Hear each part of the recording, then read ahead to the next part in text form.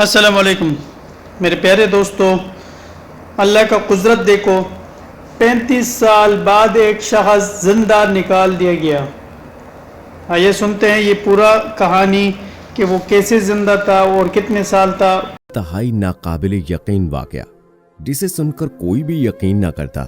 ये वाकया उसी की जुबानी सुनिए। वो बूढ़ा कहता है कि मैं उस वक्त 10 साल का था।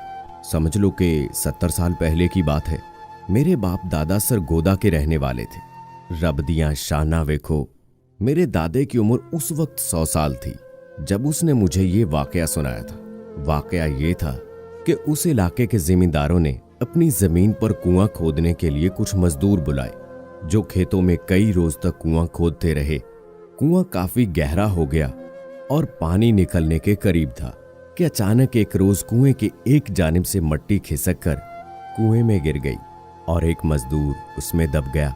बाकी मजदूरों ने शोर मचाया, मंजूर मट्टी तले दब गया है।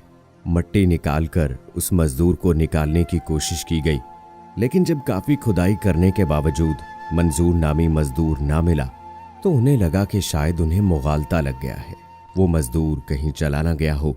इसलिए उन्होंने कुएं में मट्टी डालकर उसे दोबारा बंद कर दिया, क्योंकि अब उस जगह पर कुआं खोदा नहीं जा सकता था और ना उसको खाली छोड़ा जा सकता था कि कोई अनजाने में उसमें गिरकर हलाक ना हो जाए।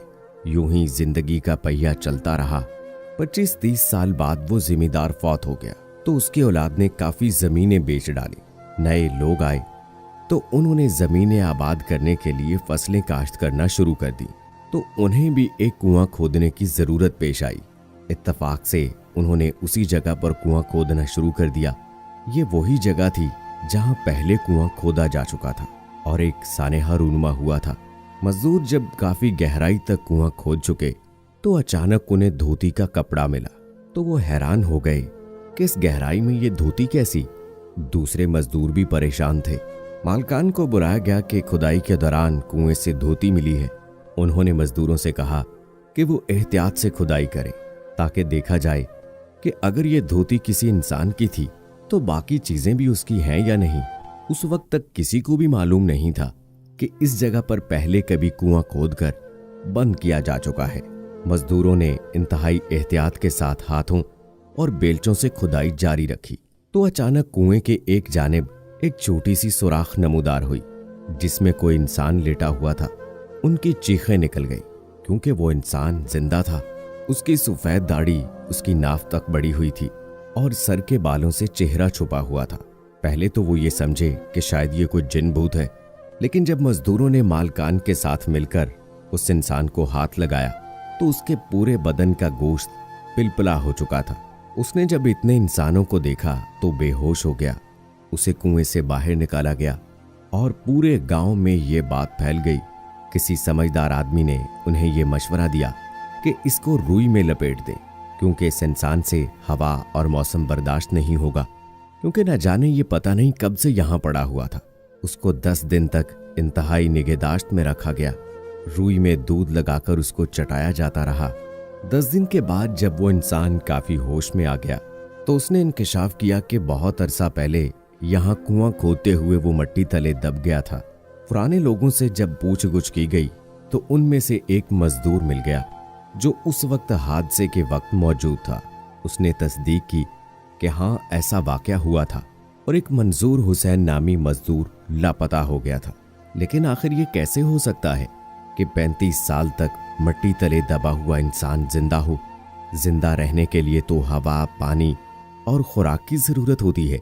ये बड़ा हकीकत पसंदाना सवाल था कि आखिर बिना खुराक के, बिना हवा और पानी के कोई शख्स कैसे जमीन की तह में जिंदा रह सकता है? उस आदमी ने सुना तो कहा, मैं ही मंजूर हुसैन हूं। बस ये मेरे सोने अल्लाह की शान है कि वो पत्थरों में भी मुझको रिज्क पहुंचाता था। वो मनों हजारों मट्टी तले भी मुझे खुराक पहुंचाता था। मुझे नहीं मालूम कि मैं कितने साल तक मनो मट्टी तले दबा रहा, लेकिन एक बात का मुझे इल्म है कि मैं कभी भूखा नहीं सोया और ना ही मुझे कोई वक्त गुजरने का इल्म है। मैं रोजाना देखता था कि एक गाय सुबह सवेरे आती और अपने थन मेरे सामने कर देती। मैं उसके थनों को मुंह लगाकर दूध पी लेता था। वो दिन में एक बार आया करती थी। मैं अल्लाह का शुक्र अदा करता था और आज उस अल्लाह की शान देखिए कि मैं दुनिया में वापस आ गया हूं। इस वाक़े के 10 साल बाद मंजूर हुसैन और जिंदा रहा और उसके बाद उसका इंतकाल हो गया। बुजुर्ग ने बताया, इस वाक़े को गुजरे तकरीबन 150-200 साल हो चुके हैं, लेकिन ये वाक़या मुझे अल्लाह की शान की याद दिलाता है। सच कहा है किसी ने कि जिसको अल्लाह रखे उसको कौन चखे। बेशक जिंदगी और मौत अल्लाह ताला के हाथ में है। अल्लाह जब चाहे जिसे मौत दे और जिसे चाहे जिंदा रखे। बेशक वही इस दुनिया के बनाने वाला और पालने वाला है। वो पत्थर में रहने वाले कीड़े को भी रोजी देता है, वो जंगलों में रहने वाले जानवरों को भी रोजी देता है। उसी तरह से अल्लाह ताला ने मंजूर हुसैन को मनो मट्टी तले रोजी भी फ्राहम की, उसको रिस्क भी दिया, क्योंकि उसके मरने का जो वक्त अल्लाह ने मुतय्यन किया था वो अभी आया नहीं था। तो दोस्तों, इस तरह के वाक़यात बेशक हमें अल्लाह ताला की वहदानियत का यकीन दिलाते हैं। अल्लाह ताला की कुदरत की निशानियों के तौर पर ये हमें नजर आते हैं। और वो बूढ़ा फिर से कहने लगा, वेखो अल्लाह दिया शाना, मना मट्टी तले दबिया मंजूर हुसैन एक बारी फिर दुनिया च आ गया। वेखो अल्लाह दिया शाना। तो दोस्तों, बेशक अल्लाह की शान बहुत बुलंद है और वो जब जिसे चाहे पैदा करे, जब जिसे चाहे मौत दे। बेशक ये सब कुछ उसी के हाथ में है।